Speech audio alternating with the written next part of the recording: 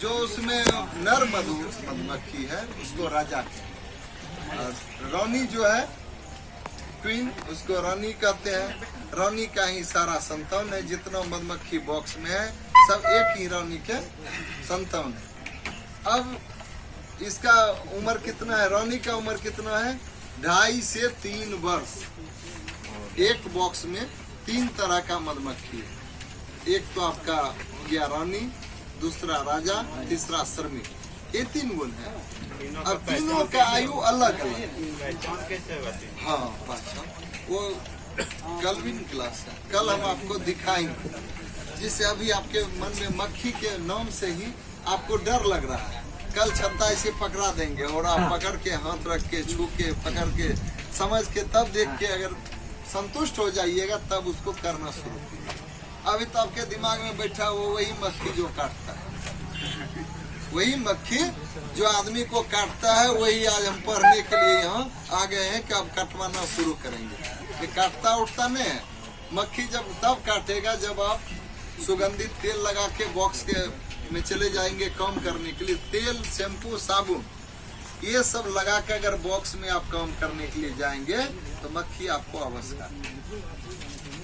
नहीं कटवाना है तो करू तेल लगा के जाना, साबुन शैम्पू दिन नहीं लगाएंगे, सुबह काम किए तो सुबह नहीं लगाएंगे, आएंगे तो स्नान करके शैम्पू साबुन जो भी तेल लगाना है तब लगाना है। कोई सुगंधित पदार्थ सेंट वगैरह अगर लगाते हैं तो उस पर मधुमक्खियाँ आपको अटैक करेगी और आपको काटेगी। उस अवस्था में भी आपको नहीं लगाना है। जिस समय अपने छत्ते को बॉक्स से आप निकाल रहे हैं वो थोड़ा झटका नहीं मारना है, प्यार से उसको उठाना है। जैसे नवजात शिशु को घर में माँ आप हम उठाते हैं, प्यार से उस तरह से छत्ते को उठाएंगे तो वो नहीं काटेंगे। अगर उसको झट से इसे उठा लिए तो उनको लगेगा कि ये हमको मारने के लिए आ गया, तो वो आपको मुंह में काट लेगा, हाथ में काट लेगा। हाथ में, पैर में काट लिया, शरीर में काट लिया तो ज्यादा दिक्कत नहीं होगा। जब मक्खी यहाँ काटेगा तो छींक आना शुरू हो जाएगा, 2-3 छींक आपको आ जाएगा। उसके बाद फेस पे कहीं भी काटेगा तो आपका फेस फूल जाएगा। लेकिन जब आप काम करने लगेंगे तब आपका नहीं फूलेगा। फर्स्ट स्टेप में अगर किसी को काट लेगा तो सूजन आता है। मक्खी, सब आदमी कहता है मक्खी काट लिया, लेकिन काटता मक्खी नहीं है, वो डंक मारती है। अब आप लोग पढ़े लिखे सर्टिफिकेट होल्डर हैं, आप लोगों को नहीं कहना है कि मक्खी हमको काट लिया। मक्खी क्या करती है, डंक मारती है। हमेशा वो पीछे के भाग से डंक मारती है और वह डंक आपके शरीर में टूट जाता है, उनका टूट जाता है और वह मक्खी मर जाता है। जो मक्खी आपको काट लिया वह जीवित नहीं रहेगा, वह मक्खी मर जाएगा। कन्फर्म, जो मक्खी काट लिया वो मर गया, लेकिन काटने डंक मारने के बाद वो क्या छोड़ गया, विष छोड़ गया। वह विष क्या है, फलेरिया का दवाई है। फलेरिया जो आपको होता है वो डंक मारने से फलेरिया आपको नहीं होगा। अगर किसी को काट लिया तो उसको फलेरिया नहीं होगा। मक्खी अपना अंतिम प्राण देके आपको फायदा दे गया। क्या फायदा दे गया, आपको फलेरिया नहीं। ठीक है, अब हम आपको बताए थे कि इटालियन मधुमक्खी कितना शहद देता है।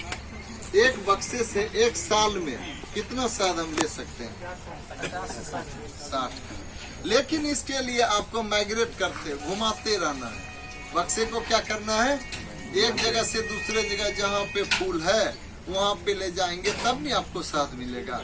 आप अपने घर पे रख दीजिएगा तो 5 से 10 किलो शहद होगा, बस एक सीजन आपका समाप्त। दूसरी जगह पर कितना दिन रखना पड़ता है? जब तक वहाँ पे फूल है तब तक रखें। जैसे कुछ जगह है जहाँ पे 2 से 2.5 महीना तक आप रह सकते हैं, 3 महीना रख सकते हैं। कुछ जगह है जैसे लीची में अगर ले जाएंगे तो 1 महीना में ही आपको बॉक्स वहाँ से फिर उठाना पड़ेगा। 1 महीना में 4 बार शहद निकलता है, 5 बार निकलता है, 4 से 5 बार निकलेगा, फिर उनको वहाँ से उठा लेना। शहद निकालने का कोई टाइम होता है? हाँ, जाड़ा के समय में अपने बॉक्स को आप धूप में रखेंगे। जाड़ा के समय में बॉक्स कहाँ रहेगा, धूप में रहेगा। और गर्मी के समय में बॉक्स आपका कहाँ रहेगा, पेड़ के नीचे रहेगा, जहाँ ठंडा जगह है वहाँ पे रखना है। इसका कारण है, जाड़ा के समय में गाछ के नीचे आप बॉक्स को रख देंगे तो वहाँ धूप का सूर्य का प्रकाश जो है देरी से आएगा, तो देरी से आपका मक्खी निकलेगा, तो आप वहाँ पे देरी से शहद आपका जमा होगा, देरी से सब कुछ आपका देरी से होगा और मक्खी का ग्रोथ भी कम हो जाएगा। बॉक्स का मुंह जो है जाड़ा के समय किधर रखना है? पूरब और दक्षिण के तरफ, पूरब नहीं, थोड़ा दक्षिण के तरफ। कारण सूर्य जो है आपका इधर से ज्यादा देर तक आपके बॉक्स में धूप लगेगा, और जितना देर धूप लगेगा उतना देर वह काम करेगा। पूरा दिन भर को ऐसा लगा के रखेगा तो आपका मक्खी बॉक्स से बाहर नहीं निकलेगा, वो अपने बॉक्स में ही रहेगा। धूप करेगा तो मक्खी पूरा काम करेगा। शहद निकालने का जाड़ा का समय है तो 10 बजे से, जब दिन खुले तब आपको शहद निकालना। ये नहीं कि पूरा कुहासा है, पूरा ठंडा है, आप शहद निकालना शुरू कर दीजिए। बॉक्स में मक्खी क्या करता है कि अगर काफी समय तक जाड़ा है तो वो अपने बॉक्स को गर्म करके रखती है। क्या करके रखती है? गर्म करके रखती है। मक्खी भी जीव है, उसको भी ठंडा लग रहा है, तो अगर कुहासा पूरा है, ठंडा पूरा है, तो बॉक्स से वो बाहर नहीं निकलेगी, अपने बॉक्स में ही रहती है और बॉक्स को गर्म करके रखती है, हीट करके रखती है। अब आप लोगों का सवाल होना चाहिए कि हीट कैसे किया, गर्म कैसे किया? वो अपने पंख से बॉक्स को गर्म करके रखती है, और गर्मी के समय में भी वो अपने बॉक्स को ठंडा करके रखती है। दोनों कला है। हौकने का काम करता है। क्या करता है? हौकने का, हवा देके बॉक्स को जो है ठंडा करके रखती है, और जाड़ा के समय में गर्म करके रखती है। ये काम कैसे होता है? हवा के द्वारा, पंख से हवा पूरा देगा। और मिक्सचर जो बॉक्स में लाके, मतलब शहद का फर्स्ट स्टेप जो बॉक्स में लाके रखा, उसको भी हीट करके वह गर्म करके ही उसे फिर पतला है तो उसको गाढ़ापन में लाता है। और फर्स्ट स्टेप में जो शहद लाया वो एकदम पानी के तरह पतला रहेगा, छत्ता इसे झाड़िएगा तो गिर जाएगा। धीरे धीरे जब उसको पका देता है, स्टॉक ऊपर पे हो। शहद हमेशा, ये मान लीजिए छत्ता है तो ऊपर पे शहद रखेगा, नीचे जो शहद है वो मिक्सचर ला के यहाँ जमा किया है, और जब वो शहद पक जाएगा तो ऊपर पे रखेगा। और जब इसको सील्ड कर देगा दोनों तरफ से, आप लोग शहद कितना दिन तक आप लोग रख सकते हैं? अगर शहद है उसको घर में रखे हैं तो कितना दिन तक रह सकता है? अगर पका हुआ शहद है, मक्खी सील्ड कर दिया है, उस शहद को अगर निकाल के अब छत्ते में छत्ते से निकाल के कांच के बर्तन में प्रोसेस करके आप रखेंगे तो कभी खराब नहीं होगा। अगर कच्चा शहद, हम आपको बोले 6 से 7 दिन में शहद निकालना। क्या दिन में? 6 से 7 दिन में। अगर 3 दिन में आप शहद निकालेंगे तो वह शहद जो है पतला रहेगा, उस शहद में पानी का अंश रहेगा। पानी कहाँ से आया? पानी फूल से जो मक्खी रस को उठाया वह तो पतला है। अब 3 दिन में आप निकालिए तो उसे तो पका नहीं सका। मक्खी क्या किया? उसे नहीं पका सका, और नहीं पकाएगा तो उसको सील्ड भी नहीं करेगा। जब तक सील्ड नहीं करेगा तब तक वह पका हुआ शहद नहीं है। आपको तब निकालना चाहिए जब सील्ड कर दिया। लेकिन पैसा कमाने के लिए आप निकले हैं तो आप तो 3 दिन 4 दिन में शहद निकाल लीजिए, क्योंकि आपके मन में होगा जितना निकालेंगे उतना मक्खी उसमें स्टॉक करते जाएगा और बढ़ते। क्या दिन में पूर्णिया में शहद निकालते थे? वो भैया पूर्णिया में बॉक्स लेके हम लोगों के साथ अगला साल रहे हैं, वह रोज निकलता था। इधर से शुरू किए और वहाँ पूरा हुआ, उधर से फिर शुरू किए। मतलब एक को दिन फुर्सत नहीं रहता था। फिर भी सरसों का शहद जो है जाड़ा के समय में जम जाता है। आप लोग बोतल में जो जमा हुआ शहद देखते हैं तो आपके मन में क्या होता है कि ऊपर पे शहद है और नीचे जो है वो क्या है? वह चीनी का घोल है, ये मन में है। लेकिन ऐसा नहीं है। सरसों का शहद एक सरसों का ही शहद है कि जो कि जम जाता है, वो दानादार हो जाएगा, लगेगा कि चीनी का दाना जैसा उसमें भरा हुआ है, लेकिन वो भी हनी है, वो भी शुद्ध हनी है, उसमें कोई मिलावट नहीं है। उसको भी आप खाइए, लेकिन उसको जाड़ा के समय में खाइए। सरसों का हनी अगर खा रहे हैं तो उसको कब खाना चाहिए? जाड़ा के समय में खाना चाहिए। और सब हनी है, कभी भी खा सकते हैं। जाड़ा में इसलिए कहते हैं कि उसमें थोड़ा सा गर्मी ज्यादा रहता है, तो शहद खाइएगा। शहद खाने से क्या होता है, कोई बता सकते हैं? शहद हम लोग क्यों कहते हैं शहद खाइए, शहद खाइए? एक शहद ही ऐसा पदार्थ है जिसे अमृत की संज्ञा मिला। क्यों मिला? उसमें भोजन, हम जो भोजन करते हैं उसमें पोषक तत्व रहता है। दूध खाते हैं, घी खाते हैं, मांस खाते हैं, मछली खाते हैं, दाल खाते हैं, सब्जी खाते हैं। क्यों खाते हैं? कि भोजन, इससे हमारे शरीर में जितना आवश्यकता है उस आवश्यकता की पूर्ति होता है। एंटीऑक्सीडेंट भी ज्यादा रहता है। हाँ, अब शहद जो है जितने पोषक तत्व की जरूरत होती है उसमें सभी पोषक तत्व मौजूद है। एक बच्चे को कितना शहद खिलाना चाहिए, आप बताइए? एक बच्चे को कितना शहद खिलाना चाहिए? नवजात शिशु है तो मान लो दांत, हम लोगों का धारणा है कि अगर थोड़ा सा शहद दांत पे लगा देंगे तो बच्चे का दांत जो है मसूड़ा पे लगा देंगे तो दांत आसानी से हो जाएगा। चमड़ा तो मुलायम करता ही है, लेकिन उसे पोषक तत्व मिल रहा है। हम जो उसके मुंह में लगा रहे हैं उससे पोषक तत्व मिल रहा है, इसलिए उसको दांत होने में जो हार्म हुआ, नुकसान हुआ, वह उसकी भरपाई शहद कर रहा है। एक बच्चे को 3 ग्राम से लेके 5 ग्राम तक उम्र के हिसाब से, मतलब उंगली में लिए उनको चटा दिए तो 1 ग्राम हो गया, 2 ग्राम हो गया। एक बच्चे को कितना खिलाना चाहिए? 5 ग्राम तक। और जवान आदमी जितने आदमी हैं उसको 50 ग्राम तक सेवन करना चाहिए प्रत्येक दिन। कितना करना चाहिए? 50 ग्राम। और बूढ़ा आदमी को कितना करना चाहिए? 20 से 25 ग्राम। बूढ़े आदमी को शहद कितना खिलाना चाहिए? 20 से 25 ग्राम। ज्यादा खिला दीजिएगा तो उनके शरीर के जितना पोषक तत्व चाहिए उससे ज्यादा हो जाएगा, तो उसके लिए भी अच्छा नहीं होगा। जवान आदमी को 50 ग्राम खाना चाहिए, और जो उम्र दराज 60 के पार जो कर गए, 50 से 60 तक जो है 50 ग्राम खाना चाहिए। 60 के पार जो कर गए उसको 20 से 25 ग्राम शहद खिलाना चाहिए। बच्चे को 5 ग्राम। बच्चे को कितना खिलाना चाहिए? 5 ग्राम। आप लोगों को कितना खाना चाहिए? 50 ग्राम। आपको चाचा कितना खाना चाहिए? 20-25 ग्राम। आपको 20-25 ग्राम। 25 ग्राम। शहद खाने से क्या होगा?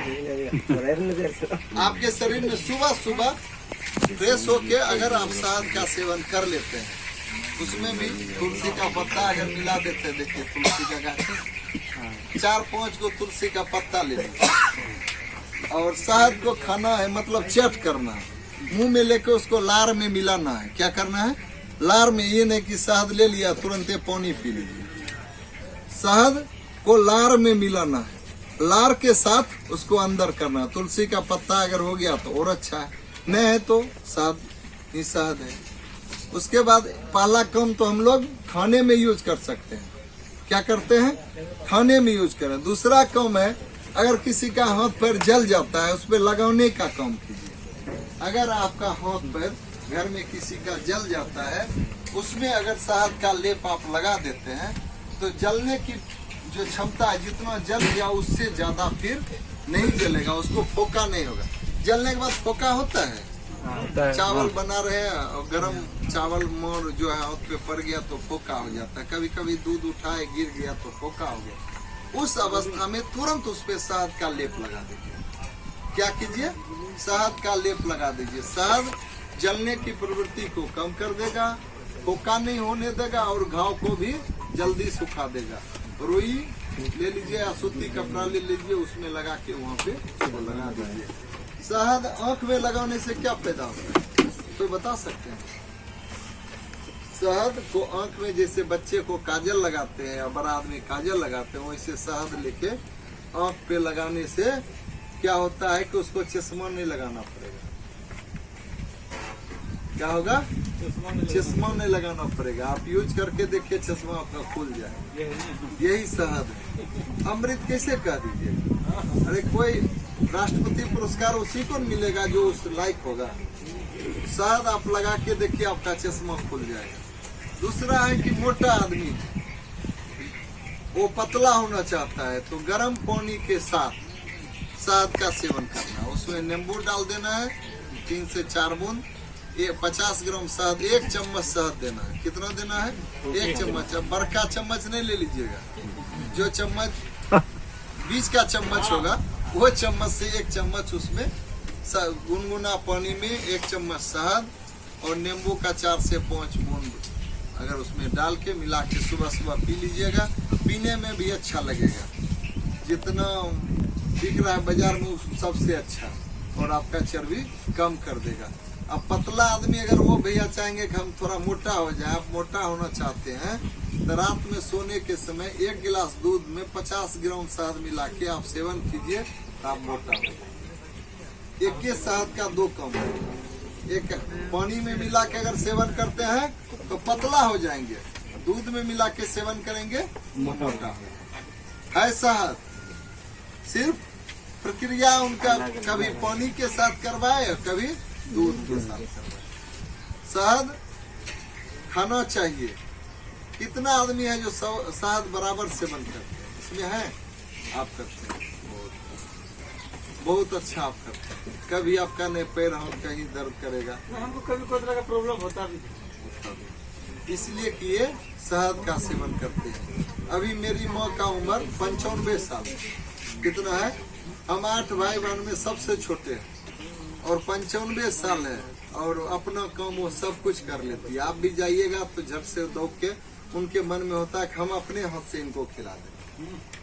95 साल का उम्र है फिर भी चाहता है कि आपको खिला दे। अभी नया नया जो पुतहू घर में आता है उसका मन नहीं करता कि किसी को खिला दे, क्योंकि वो परेशान है। जितना उसको एनर्जी चाहिए उतना एनर्जी उनको नहीं मिल रहा है, शरीर उसका शिथिल पड़ गया है। आप लोग शहद सेवन करके देखिए, आप एकदम फुर्तीवान हो जाएंगे। हमको सर्दी खांसी बुखार हम जमदे नहीं करते। जारा तो आपको लगवे नहीं करता। मधुमक्खी पालक को देखिएगा, वो टी-शर्ट पहन के मक्खी में काम कर रहा है। आप सोच लीजिए जो शहद आता है, 1 बूंद शहद इकट्ठा करने के लिए मक्खी को 300 फूलों पे जाना, 320 फूलों पे जाती है, तब नेक्टर को जमा करके आपके लिए छत्ते में रखती है।